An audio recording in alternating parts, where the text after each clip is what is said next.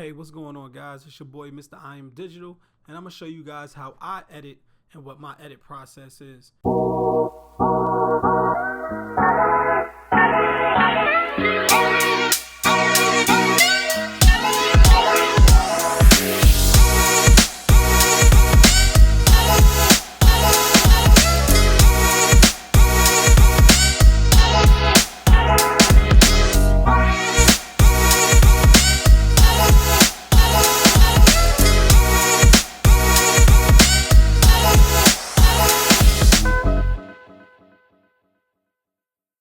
So here we're looking at my timeline, usually what my timeline looks like. You see it looks crazy. It seems like it's a bunch of blocks, looks like a Tetris game, but I'm gonna show you guys how this process usually helps my videos and my visuals come together. Not saying that if you don't edit like this, your videos won't look great, because everybody has their own editing process.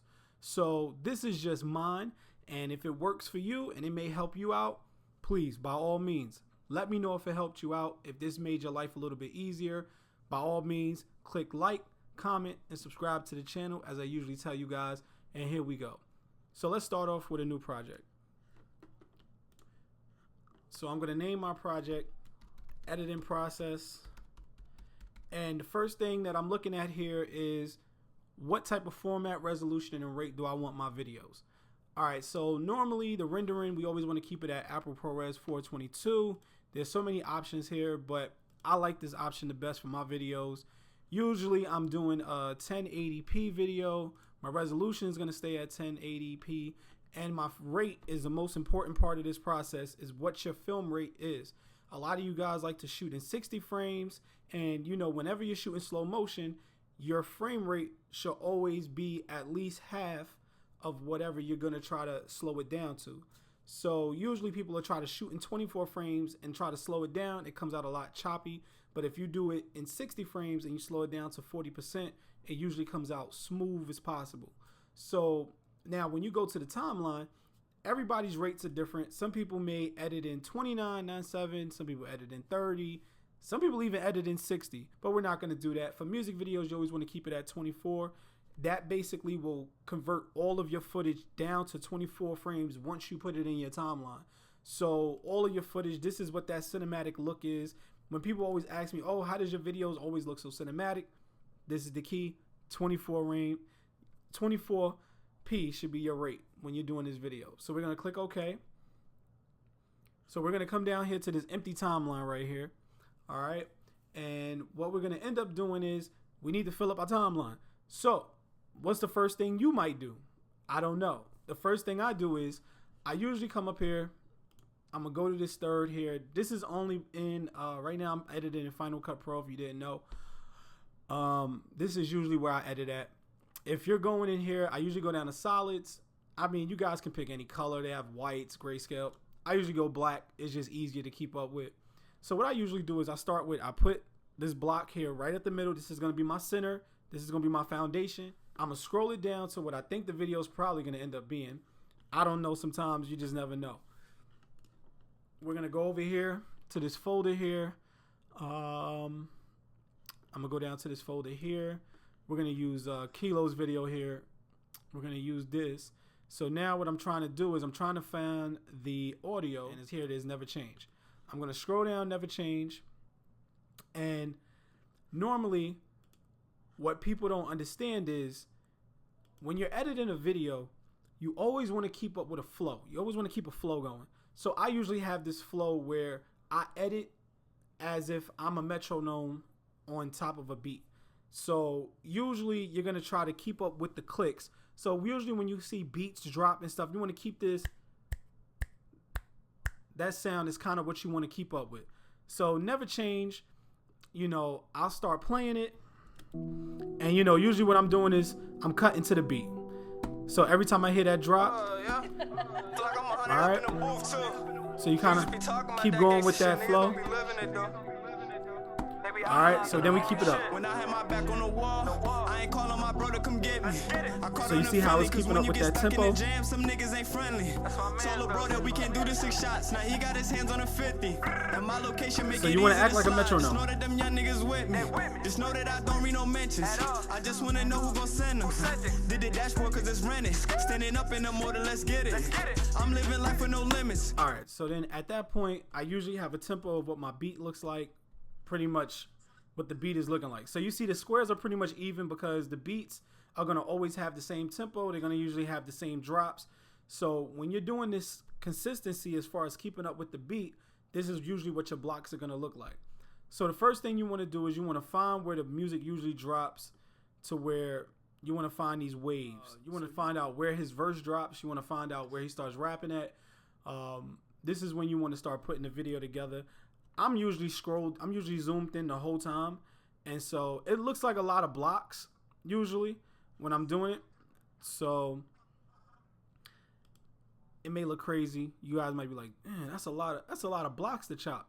But trust me, when you're chopping up this many blocks, usually you'll be able to control the way your video moves around. What they call speed ramps. So when you're doing speed ramps, it's basically slowing it down, speeding it up all in one clip. So when you're doing it like this, you have more control on what your video is going to look like. And as far as like different effects and different stuff like that. So I'm going to actually pull up the video because it's already done. I'm going to pull up the whole video already edited. This is what I really want you guys to learn. This is how I start my process. So let's load up the video that's already done. And I'm going to show you guys some tricks. So this video is a little bit more complicated because there's a lot of effects in here. I'm going to let you guys see what it looks like.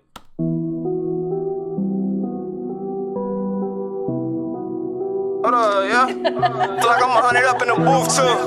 Niggas just be talking about that gangsta shit. Niggas don't be living it though. They be idolizing the wrong shit. When I had my back on the wall, I ain't calling my bro to come get me. I called on the friendly, cause when you get stuck in the jam, some niggas ain't friendly. Alright, so when you start putting clips in, I'm gonna take this off here because I'm gonna talk about that in a minute. So this is what the video is gonna look like flat. So even though the text is on there, you kind of understand what I'm saying. So you see how these blocks are chopped up right here? So when you start to line up the video, you want to start chopping it up to those blocks. Because we don't really want to edit on the main timeline. We just want to edit above it. So you can call you can do what they call create a storyline. When you create the storyline and you combine all your clips together, it actually lets you put all these transitions within your clips that you normally wouldn't be able to use on your normal timeline, your primary storyline. So it makes it a little bit easier for you to flex around and do whatever kind of antics and effects and all these different stuff you want to do to your video. So now that you're looking at this timeline, you're like, okay, I got all this. Now what's next after all of that, after I combine these clips? You could throw clips on top of it, but the only reason why there's clips on top of it is because I've done effects.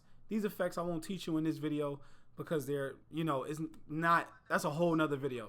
All these type of different effects, that's a whole nother video that I will tell you guys.